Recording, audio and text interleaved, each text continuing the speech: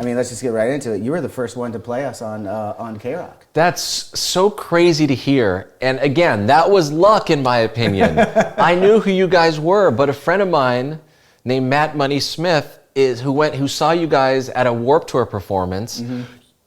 And Matt Money Smith is the broadcaster of the LA Chargers. He is a play-by-play guy. Okay. And he's like, you got to play them. Played, and then next thing you know, you guys were in full rotation like crazy. I want to thank this Matt guy, but like you just said, he's a Chargers guy, and I'm a Raiders fan. So,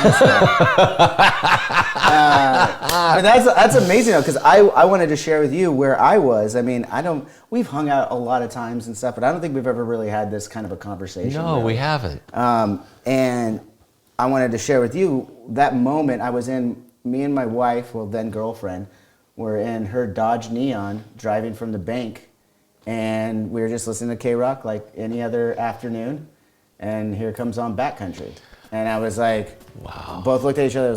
I was like, did that just switch over to the CD? Because like I don't.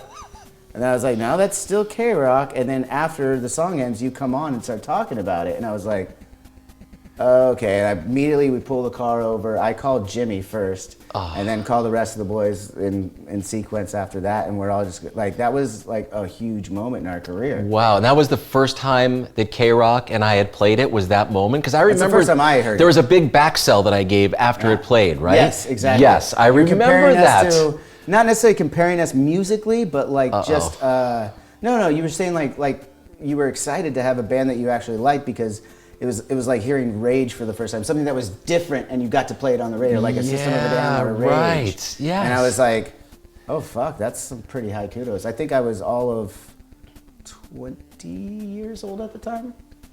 You were 20 years old? I think so. Wow. I'm pretty sure. And if my math is correct. That makes me feel so good that you were listening, but you telling me that story takes me back to what it looked like in the studio that day. And I remember in my head, as the song was playing, like, I got to do a great back sell here. How do I feel this second? And I remember your band in that song like rattled me around.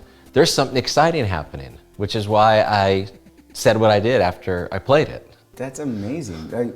What was happening in the studio? Because I've been to the studio around that time. Shortly after that, within months after that is when we probably came out and did our first Love Line with you and Dr. Drew. Oh yeah.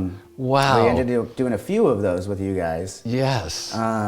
But yeah, so can you paint the picture of like what was going on at that moment for you? Yeah, I remember a phone screener. I remember my phone screener Brian was there. And if I recall, it was like a really nice day that day. It was. Yes. It was a sunny, beautiful day. Yes. And I know people are like, well, of course LA. No, I remember exactly what it was like. And that kind of added fuel to my presentation, which I think like for radio hosts, it's not just pressing play, it's the presentation of how the song makes you feel and do it in like 30 seconds. But yeah, I vividly remember that. That's good.